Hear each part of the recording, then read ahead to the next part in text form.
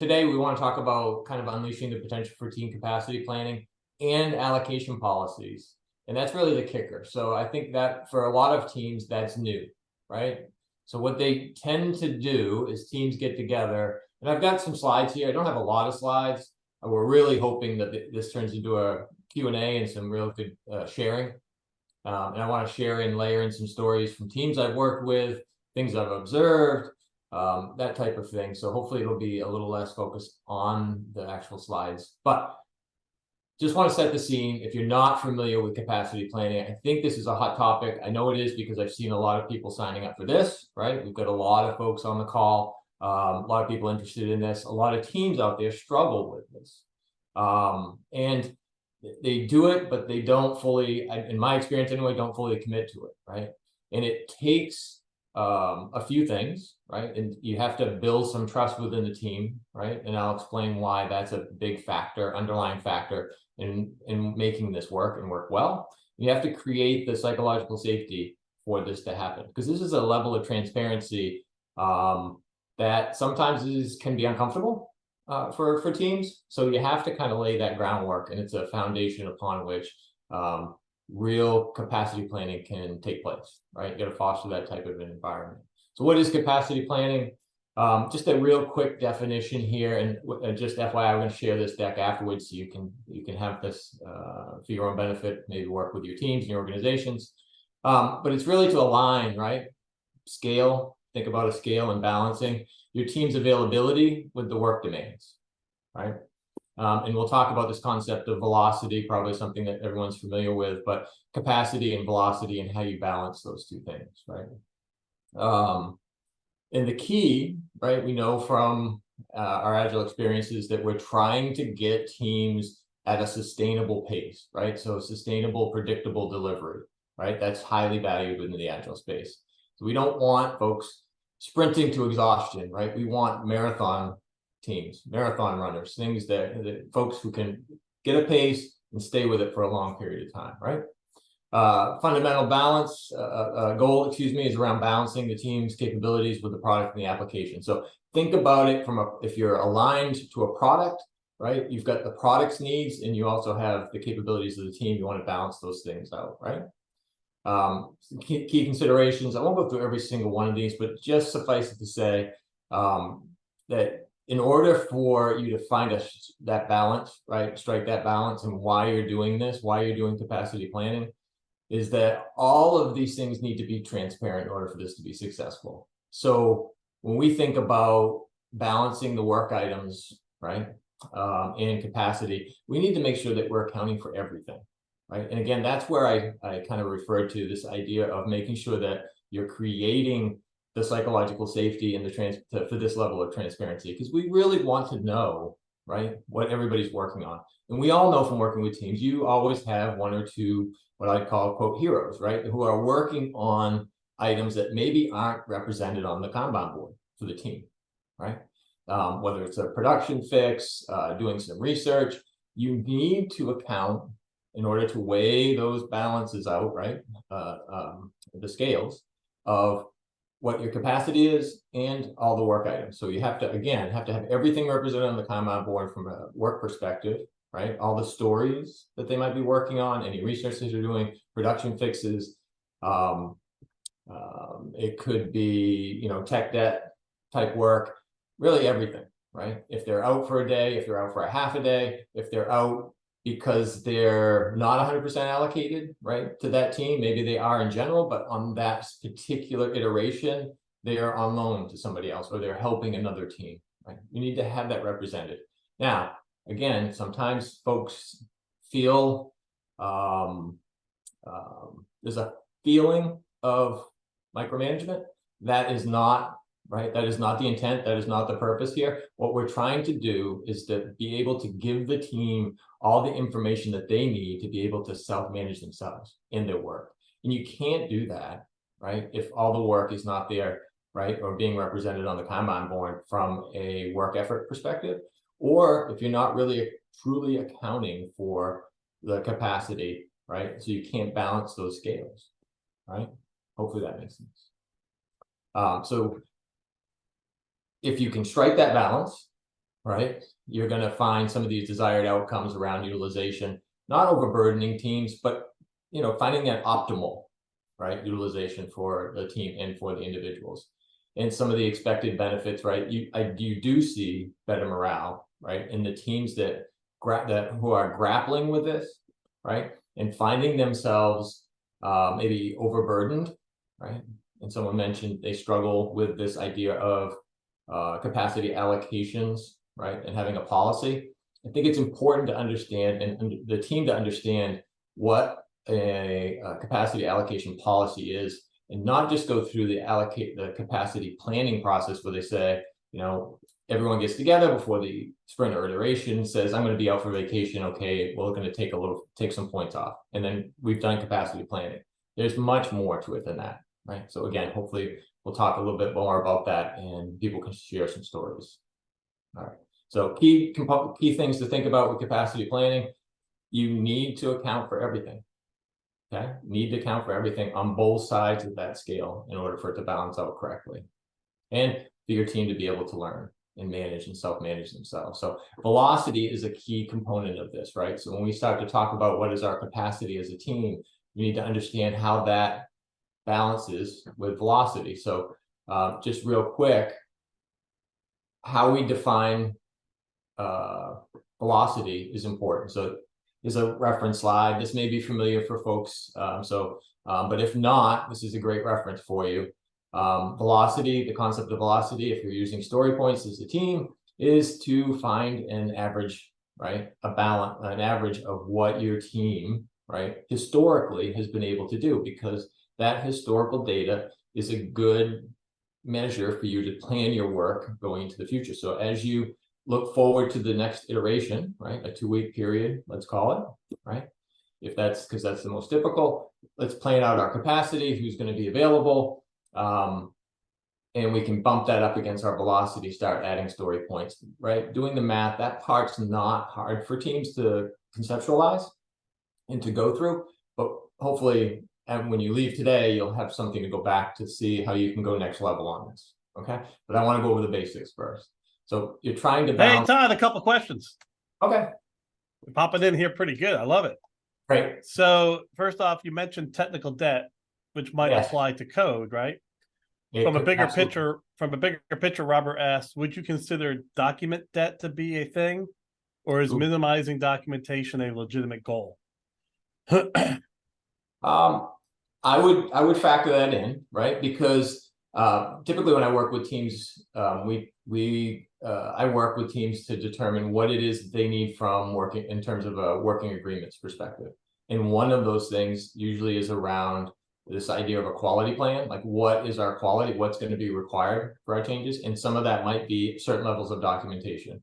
So if they are not living up to their quality standards, whether it's technical debt or documentation debt, I would put that in the same category in terms of, we want to make sure that as they're doing the work, they're accounting for that work, right? So they don't have to go back later and do some technical cleanup, or go back later and update documentation, right? Want to bake that in.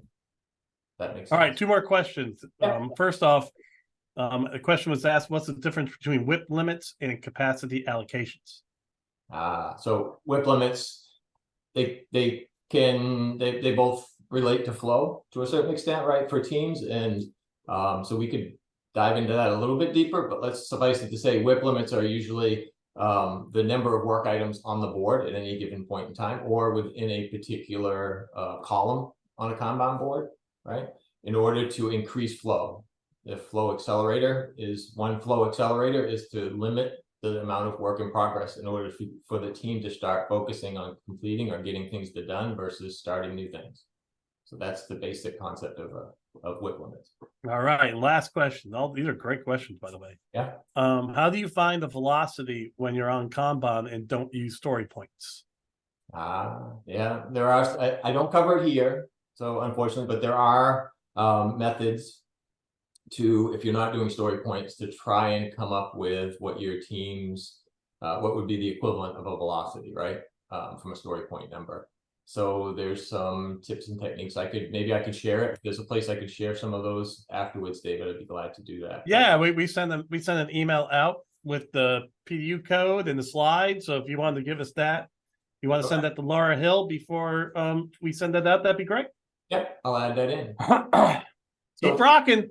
Yeah, so from a velocity standpoint, pretty straightforward. Most tools, if you're using things like Jira or Rally, you're going to find that it calculates it for you, but it's really a rolling average the last 5 sprints, right? What's the average number of story points if you're using story points, right? And most teams do. What's the average story point? All right, that could be your target. If you have a newly formed team, right here on the slide, you can see just an example of how you could come up with a velocity moving forward. Again, trying to balance that scale. If you don't have one already, if you're a brand new team, or you had a significant change in your team potentially, right? So assuming you see the example, I don't have to walk through it completely, but assuming you have a 7-person team, you would exclude the Scrum Master and the product owner, right? Because they're not actively hands on the keyboards, coding, testing, in most teams. So you want to exclude them. And then just you do 8 points per sprint. This is based on, or iteration, this is based on a 2-week iteration or sprint. You're going to deduct a couple of points for other meetings, other commitments. You get down to 8 points times 5, you get 40. Okay, so that would be what you might be able to start out with if you had a brand new team in terms of velocity. Again, adding those 40 points to one side of the scale, then trying to figure out your capacity on the other side of the scale. So hopefully that makes some sense. One important thing that I always want to stress with my teams and product owners, and especially stakeholders, is this is an average, right?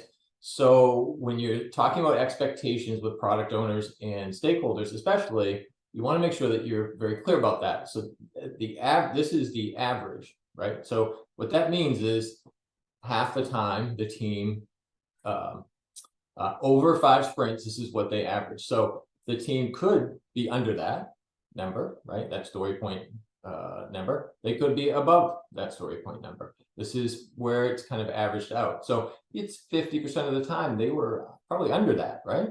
So it's good to set that expectation with stakeholders because, and for them to understand what that velocity really means. Because too often I'll have conversation with them and the expectation is 100% they're going to hit that number, right? That's not true. If you want to increase the confidence level that they're going to hit that 40-point story point number, you would want to shoot under that, right? Because that's only the average. So if you go below, if you want more than 50%, you want an 80% certainty that they're going to hit that mark, you probably want to lower the number.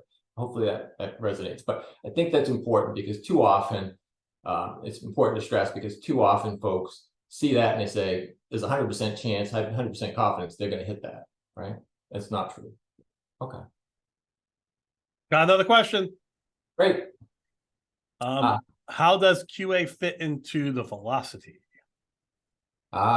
So that's a great question as well, because very often, right, you work with teams that potentially they bake in a certain amount of their work. Say, let's say from a testing or QA perspective, maybe it's only one up, one down type testing, or it's just unit testing, and then it has to go on to quote UAT testing in another environment, right? A lot of organizations are still stuck with these legacy applications, this mindset of moving things through test environments. So that's a separate topic as well, right? And it's a separate thing that folks struggle with, but they should be, as a team, defining that, again, potentially through a working agreement, but basically around their definition of done, what level of testing, right?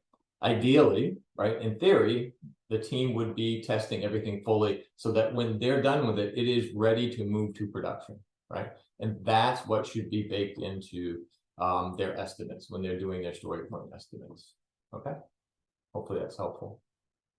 So why is capacity planning, right, so critical? Some bullet points here, right? I talked about the need to be predictable, the impact it has on the team, the stakeholder trust that it builds, right? Some of these aspects. But it's really, really important to avoid that, that burnout that happens, right? And that's definitely what happens if you don't plan well from a capacity standpoint, right? If you're continuously overburdening your team, right, by not planning well, right? And we'll talk about this a little bit too, because it talks about continuous improvement, right? The last bullet. You need to revisit this in retrospective with your teams. How did we do in terms of our capacity planning, right? Often what you'll have is teams will, and we'll get to this when we talk in the next slide, when we start to talk about capacity allocations, but teams will say, well, we're a DevOps team, so we're supporting, not only are we developing the features, right? We are supporting our application. So we're doing P-fixes, right? We're doing production fixes. We've got bugs. We're going to set aside story points, 5 story points. It's just a block, a generic block, right? To represent it on our board. If you don't go back at the end of every iteration and say, did we really do 5 points worth of effort? Or did we do 8? Or did we do 3, right? If you're not doing that, and you're doing a disservice to the team, right? Because the team could be doing much more than 5 or 3 points, whatever they're putting up there, right? Don't just, it's too easy to get into that, put a block up there, right? So we'll talk about that when we talk about capacity allocations. But all right, got 2 more questions. Man, they're fired at you, Todd. This is awesome. This is what we want. All right, so one question is, so should teams first define what is their definition of done before attempting capacity planning? Yeah, so as teams, I always advocate, I don't think I've ever worked with a team that didn't have at least 2 working agreements. One being a definition of ready, and the other being a definition of done. So right from the get-go, the team should have a definition of ready and definition of done that they continuously kind of improve and revise, but they should have one of those 2 working agreements. And I never did this before, right? When I was a Scrum Master and or an early Agile coach, but I do it now. We talk about capacity planning, and we go and have the conversation around an allocation, right? A capacity allocation policy, either as a team or a team of teams, right? If I'm talking to let's say a train or whatever you want to call them, right? An organized team of teams, because it's important for them to understand, like, how would we want it to be, right? What would we like to see, right? Do we think, based on our product that we're supporting, if you're aligned as a product, or based on our application suite, what portion of our allocation, what portion of our time should we be developing new features? What portion of our time should we be doing production fixes to support, right? And what should we allocate for things like technical debt? So you have to have, you have to have a goal. Like so here's an analogy. So if everybody wants to become, if you want to become more fit and you go to see a coach, a nutritionist, an exercise coach, a trainer, and they say, okay, what's your plan? What do you envision for yourself? Like, okay, I want to lose 15 pounds, right? Okay, so how are you going to do that? Well, I need to do this. I'm going to plan that I'm going to spend this amount of time exercising. I'm going to, my diet's going to change. And quite often you go to any program, what are they going to tell you? Write down everything you eat.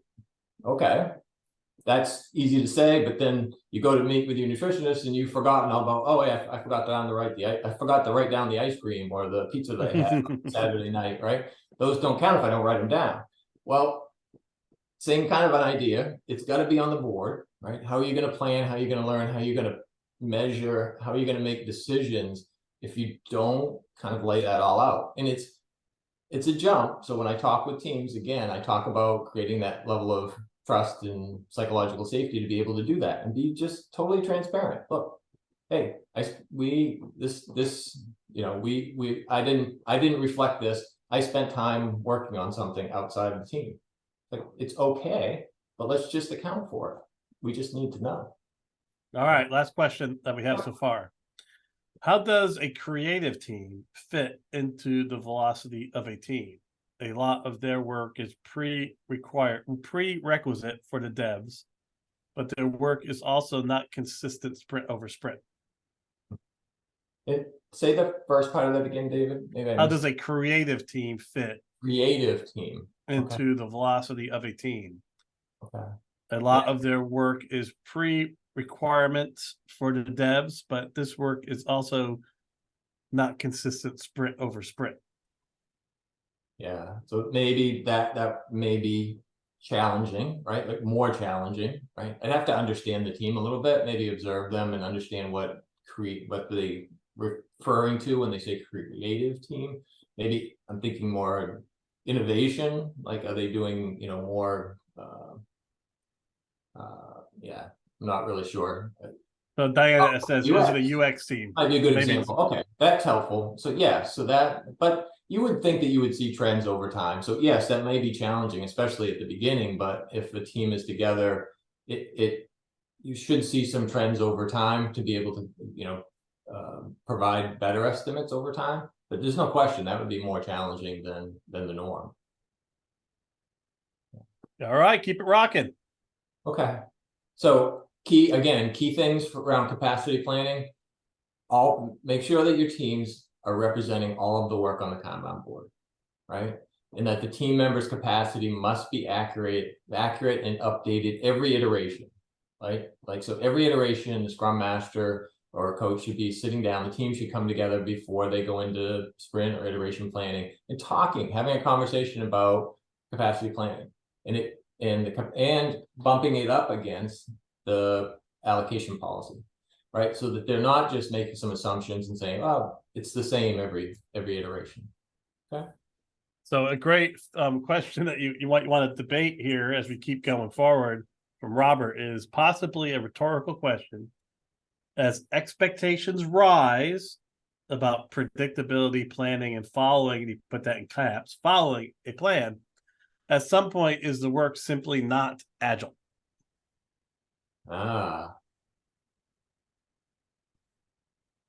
It's a good question.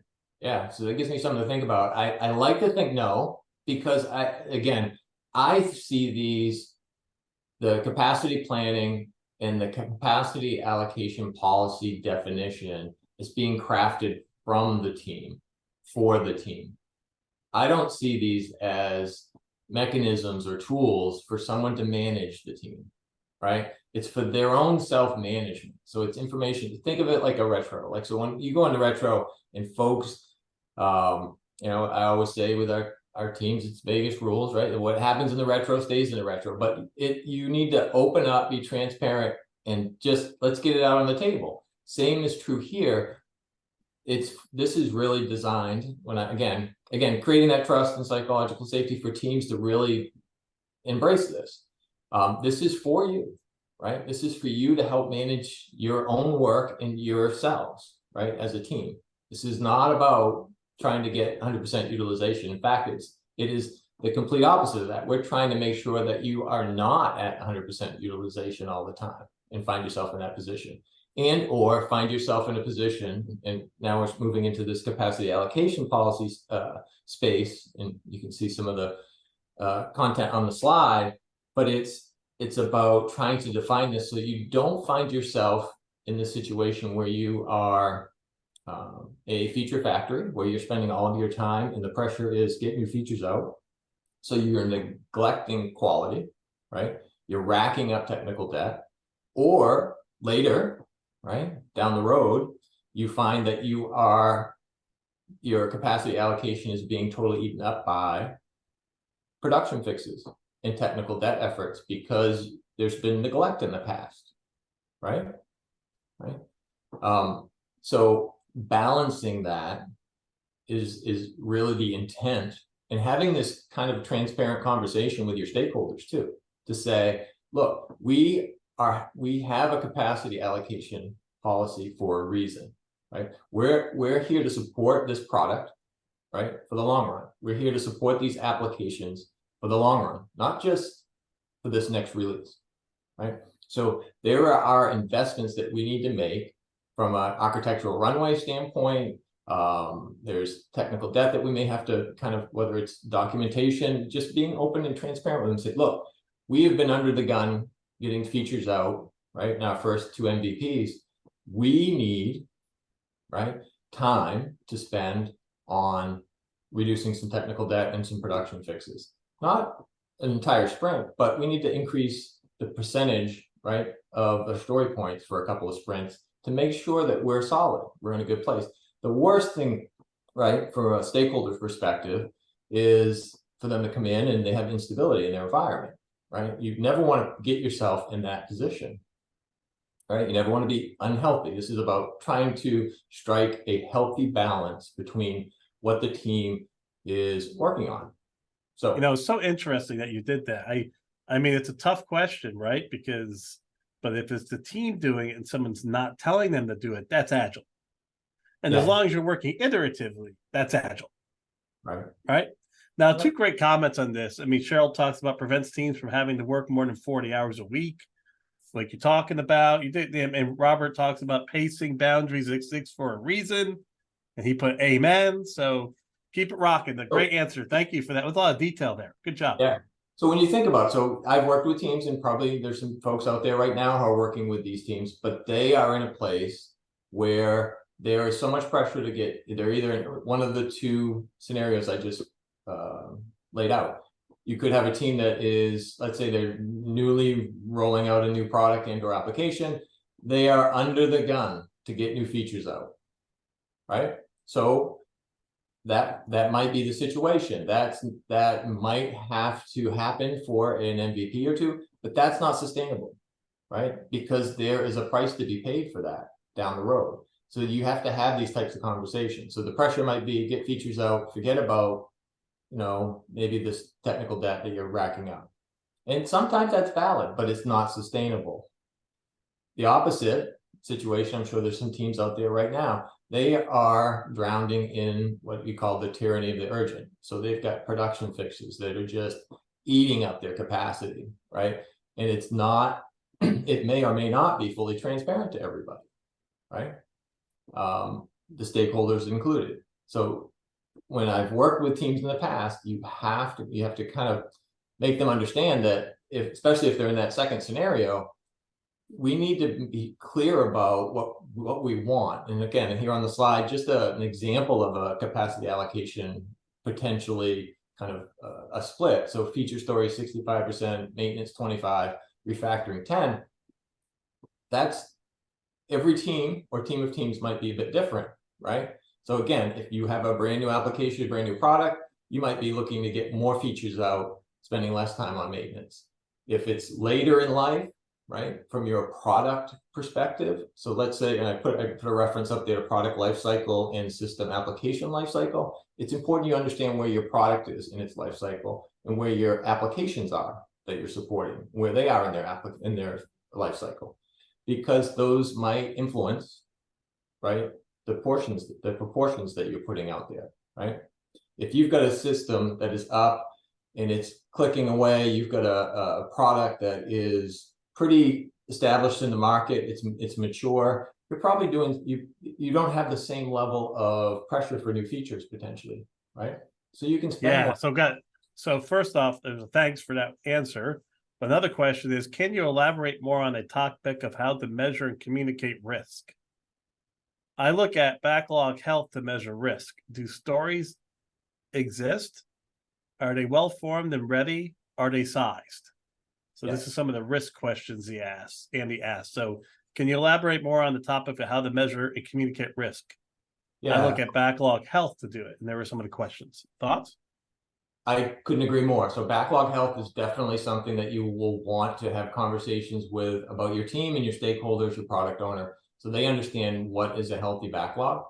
So I would layer in the capacity allocation policy into the backlog as well. So you want to be very clear about the work items. So whether they're a story that is a new feature or related to a new feature, are they production fixes? Are they technical debt type stories? And you want to categorize them as such. You'll see one of the benefit policies up there allows the product owner, policy benefits, allows the product owner and team to prioritize like things against each other. So in other words, you're not comparing and prioritizing production fixes and features, right?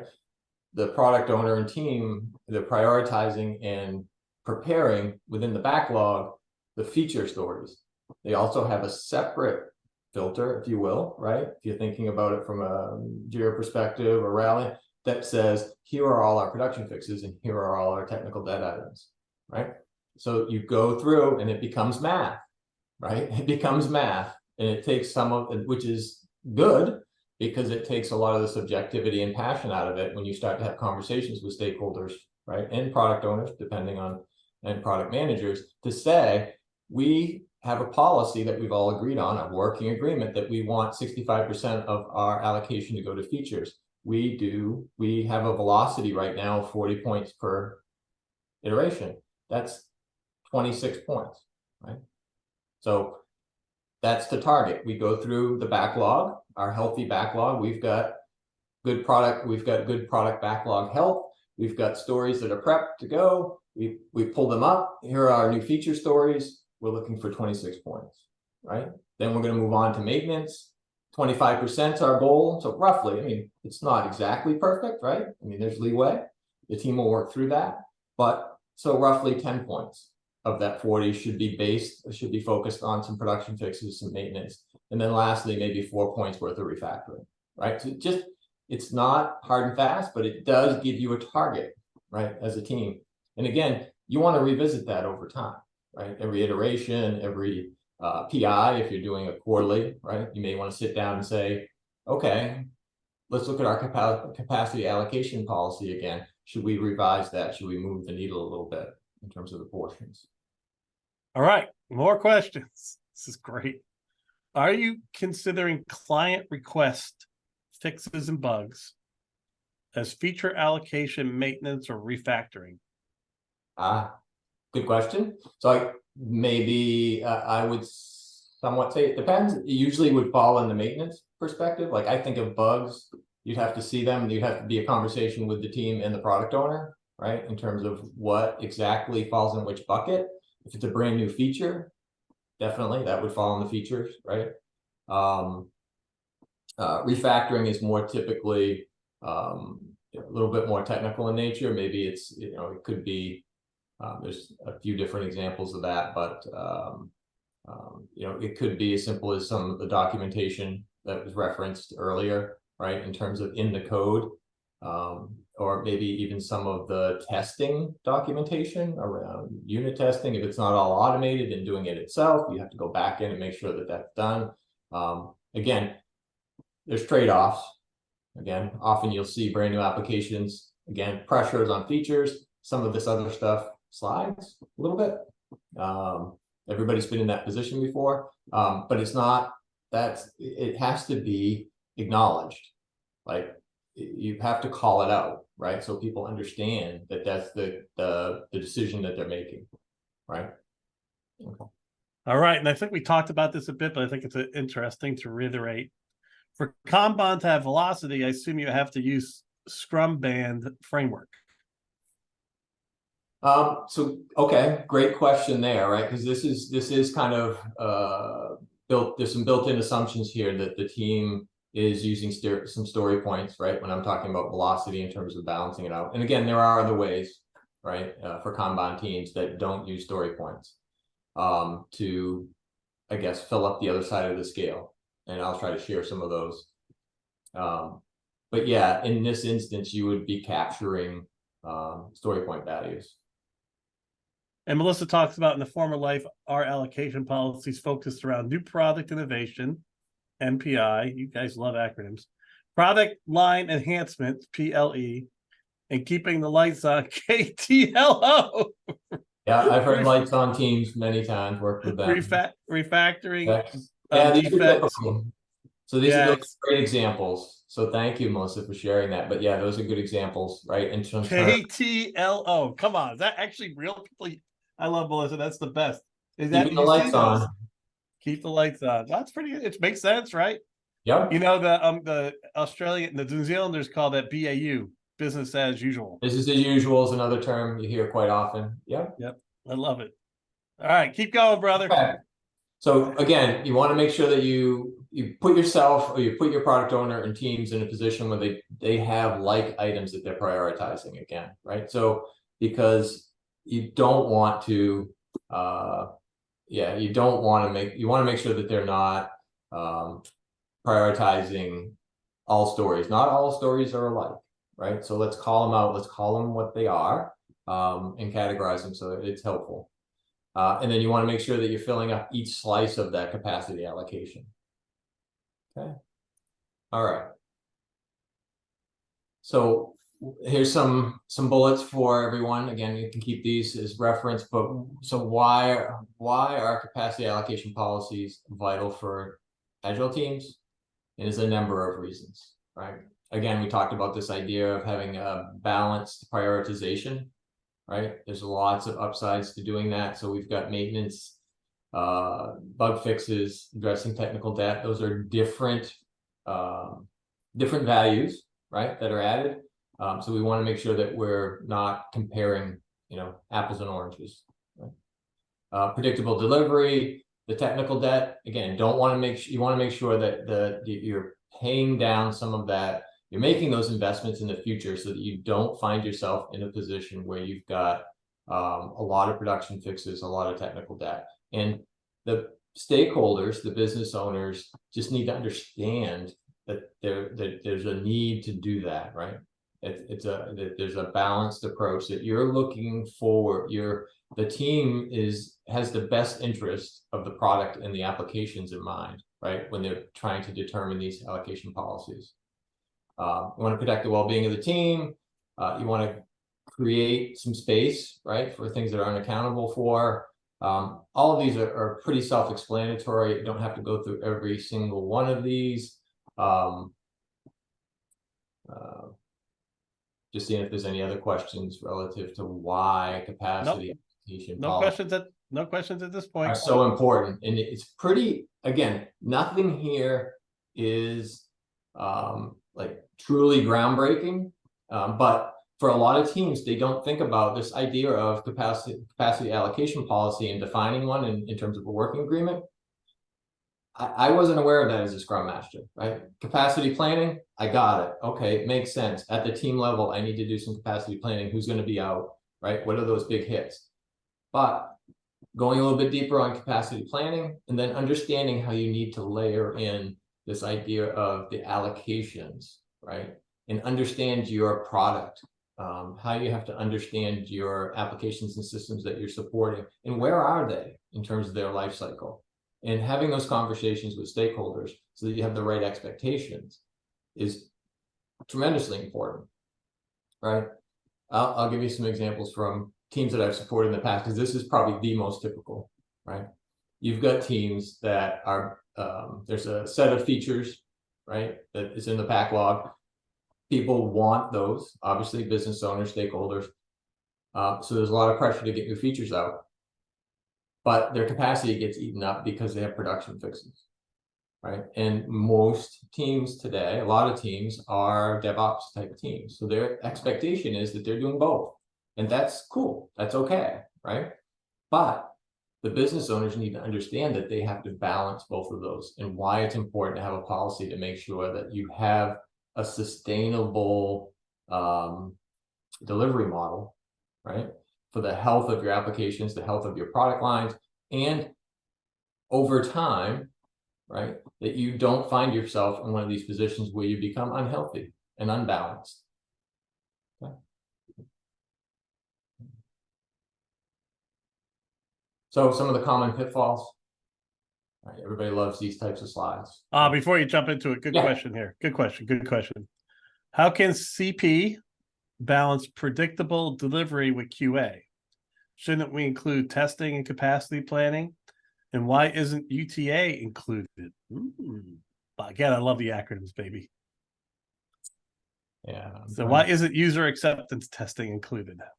Well, ideally it should, right? So teams should, again, and I understand that a lot of organizations aren't there yet, right? A lot of teams maybe aren't in the place where they are able to, at the end of their iteration, have something that's a shippable product, right? That can go to production. Now, I've worked with teams in the past that are cloud-based. Their technology supports, right, the ability to move things to production pretty rapidly.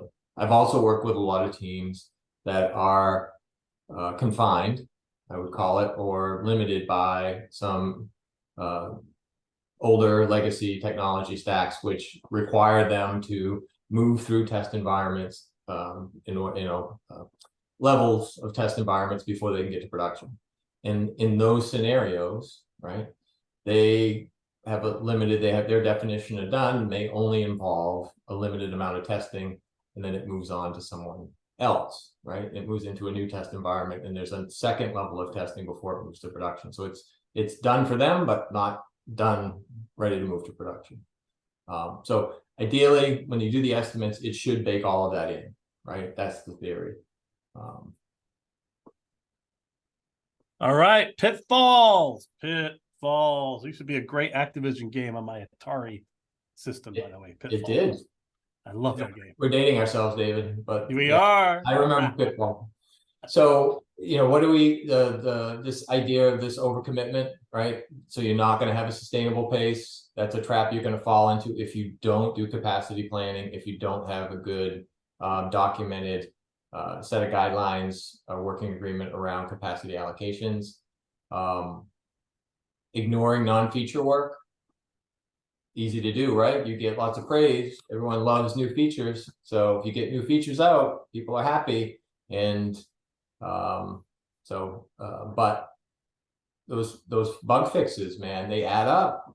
And then eventually, again, the scale gets tipped, and then you find yourself. Here's the skinny. How do you articulate technical debt to executives? In a lot of cases, people just don't understand it. I mean, have you found ways that you can do it such they understand the importance of that relative to your capacity planning? Everybody wants the fun stuff. Yeah. Any thoughts? You'll hear the term architectural runway referred to a lot. That's kind of a big word too. It is, and people don't really understand it. So I take it. The analogy I use sometimes is sometimes I'll bring it home in terms of your house. There's certain things you need to do to your house to make. That's a good one. That's a really good one. What else? That's something that's relatable. I'll take the spin on architectural runway and turn it immediately to an analogy of working airport, right? Where there's so much demand to get the flights out. We got to get more flights out. We got to get more flights out. If you don't, how about a circus, right? You got to constantly clean up after the animals, right? If that's infrastructure, that's dealing with technical debt, right? Right. And so again, just to finish my runway example though, is if because you talk about architectural runway, if you got potholes in your runway and you have to shut down that runway to get it fixed because you've neglected it over time, you've lost that entire runway. So you've lost it for as much time as it takes. Now you cannot get all that value out on those planes because you've got a runway that's down. I love those things. If you can invest in some of those things, your tower, your technology in your tower, if you don't invest in that, you're not going to be able to get these flights out. So there's lots of things to get people to start thinking about in terms of their investments in the future. And because people assume it just works, it's like nobody changes their oil now because cars are too complex. I mean, with IT and the systems, people just think they're there, and they're always going to be there. Right. And so Robert has some good thoughts too in chat, which are kind of cool. Sorry about that, but I thought that was an interesting thing to dig into a bit based on my experience. And I think the idea of thinking longer term. So Robert, you're spot on in terms of debt. It's like kind of cutting corners, and eventually all those corners add up, right? So, and I think it resonates with executives that I talk to anyway, especially when you start to talk about again in the agile space. A lot of times I'm working with organizations who they're reorganizing and they're becoming product centric. So then it's about the product and it's about the applications that support that product. So that product has a vision. That product has a roadmap, right? You have to have an equivalent roadmap for all the applications and systems for a long period of time. We're talking 5, 10, 15 years out into the future for that product, right, to be successful and get to that place where it's at mature and it's bringing in the bucks, right? From a business perspective, right?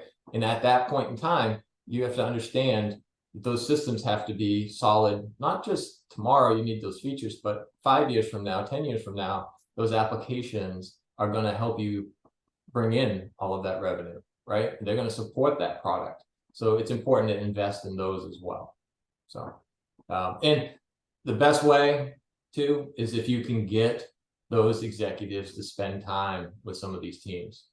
Come to stand up, see what they're doing, see what they're working on. And not only that, have conversations with, like, say, a system architect, so that they can understand their systems. They don't have to be experts in it. They don't have to be IT guys or ladies, right? They don't have to know everything about the systems, but they have to understand the basics of what they are, how they operate, and why they're so important to the success of the product. Okay. We got about 5 minutes left, or you can go right to questions now, or continue your pitfalls. There's one more slide, so that in some of the takeaways here. Good, because you gotta cover every slide now. Come on. Yeah. Well, I just want to kind of move to that. And again, you're going to have the slides, so you'll be able to walk through all the bullet points. But again, you'll see some trends here, right? Team well-being, essential for balance, effective resource utilization, not trying to find an optimal, right? That's the key word, not full utilization, right? That's not even a goal, right? In fact, that's something that would be a red flag. That would be an anti-pattern if we are looking to try and have 100% utilization, right, for a team. That is not the goal. And the goal, again, is not to micromanage a team.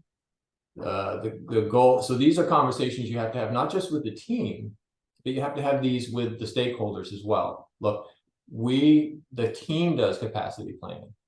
The team is coming together to talk about what they envision, right, their capacity allocation policy should be, based on their knowledge of the product and based on their knowledge of the systems, right? And again, if there's a team of teams, right, organized, then you could bring them together, right, to have probably a team of teams or a train level allocation policy, although it could be different from team to team slightly, right? So it's important to have an idea of how you believe, what you believe as a team, right? Let's document it. What do we believe?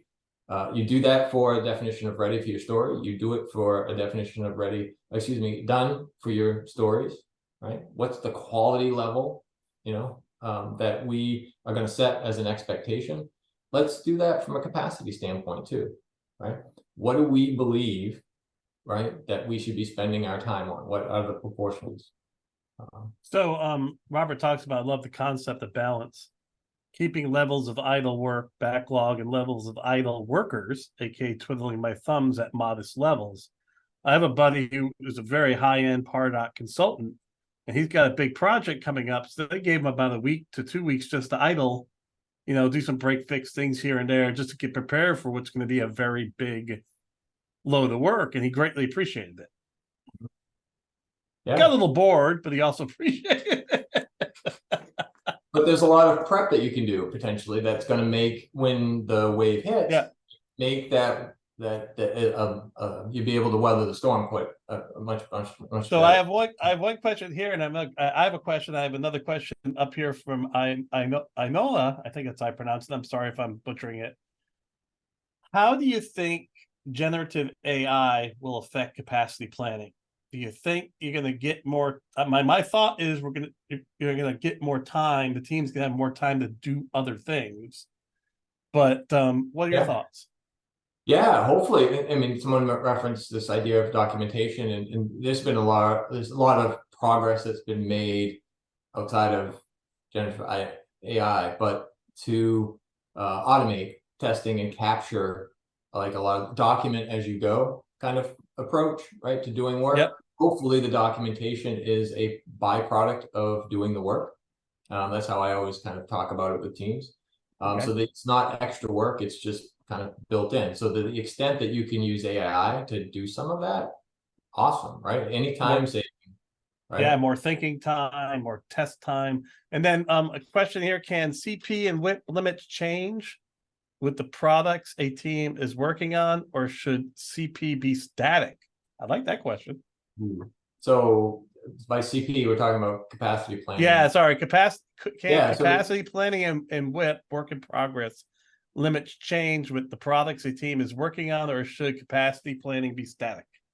I would not recommend it be static. In fact, you see references in the slide all the time, through the content here around capacity planning in the allocations, revisit to make sure that they're valid. So I wouldn't make anything static. And it definitely could change from team to team and based on product and applications, right? So remember when I showed the 65%, right, breakdown, 25%, 10%, that was just an example. It could be quite different for teams, right? Depending on the state of your application, the maturity of your application, your product, you may not be under the gun for a lot of new features, right? So that might be lower for some teams, depending on where you are on that life cycle. Excellent, Todd. Excellent stuff. So, are you ready for questions? Yes. Or do you have anything else brilliant to tell us? No, more questions. Questions. Right. Let's hit them. Let's hit them, folks. You can chat them in. That's the best way to get them fast. Questions, comments, thoughts. There's been some great shares from people as well. I greatly appreciated that. Yeah. So, Todd, if we can switch, I'll post the conference ad again if you don't mind. Sure. I can kick you out because I guess I'm the all-powerful Oz here. You are. You did it already. You beat me to it. Yeah, I love the whole idea of balance, right? I mean, I'll use the health aspect too, right? Again, I talk about using examples of houses and airports, and I used a quick analogy around health and fitness. You can neglect, you can not exercise and eat whatever you want, but if depending on what your goals are, right? But there's a price to be paid in terms of health at some point. So you need to kind of balance all of that stuff. You want a healthy balance in your life, right? At work, personal, you name it, right? Like, so this concept of having a healthy balance, I think folks, it really resonates with teams when you talk about it that way, and certainly with executives as well. Like, you want a healthy system, you want healthy products, and you want healthy teams. Healthy teams is really critical. I mean, especially in high stress, high change environments from the leadership stuff that we talk about. So Robert says, hilarious quote, I recently heard in a webinar about passion and enthusiasm, everything in moderation. That includes moderation. Yeah, and there are times, like I mentioned, there are times when you want to go, we're consciously, right, acknowledging and choosing that we want to get a bunch of features out, right? And I think that's so great. I mean, that's such a great comment. And I think with this, change exhaustion is one thing I heard at the Agile Alliance conference at the keynote. Yeah. People are getting tired. So I'm hoping, and now talking about AI, I hope AI starts cutting back more and more of the busy work so that can start limiting stress but yet still increase productivity. It does. I'm hoping. It should, right? I think we're seeing lift already with the teams I've been working with, and even personally. Like, I know the partners, that I partner with quite often in the Agile space, they're leaning into AI more and more, and it definitely provides a lift. All right, you can ask a human to make a baby in 9 months, but don't ask 9 humans to make a baby in 1 month. Yeah, that doesn't work. Critical factors for why the adoption of AI is the implementation of ethical AI. Jeremy, there's a big challenge with that. And the real thing is it starts with us, because what we put in, especially in the open systems, it causes a lot of the issues. And you can actually talk to the AI about what it's doing and whether it's good or bad, so that it stops doing some of the bad stuff. Certainly we have our unconscious biases for sure, but if managed appropriately, there's so much work you can get done that gives you more time to think and plan and work with teams and grow skills. But any other questions as associates with capacity planning? Jeremy, great comments. Yes, thank you for we at the top all the comments and all the questions. I'd really encourage everybody to have these conversations with your team about capacity planning, what you're doing today, how you could do it differently. Have a conversation around capacity allocation. What does the team, right? And one of my first pieces of advice I ever got in the Agile space when I became a Scrum Master was three most important questions, three words that I'll give you that you should always keep with me. This is my Scrum Mastering mentor said, whenever you're in doubt, just quote, ask the team. So sit down with your teams, talk to them about capacity planning, sit down with your teams, talk about capacity allocation policies and what they feel their capacity allocation should be as a team. Excellent. All right. Well, folks, Todd, first off, fantastic job. And I have to say, I think my shirt is more bright and pretty than your shirt, don't you think? I wonder how I wondered why. I didn't even think about why I wore this thing, and I realized it's probably screwing up people's cameras. All right, folks, we really appreciate it, Todd. You did a phenomenal job, man. Great job working the questions. Great information. Thank you so much. And everyone else, have a fantastic rest of your day. We really appreciate you. Recording and slides will be sent out. Anything else, Todd? Nope. Thank you to everybody for attending. Thanks for the questions. Reach out to me if you have more follow-ups, questions. I think David shared my LinkedIn information, but yes, I did. There we go. Talk to you later. Thank you. Awesome. Bye.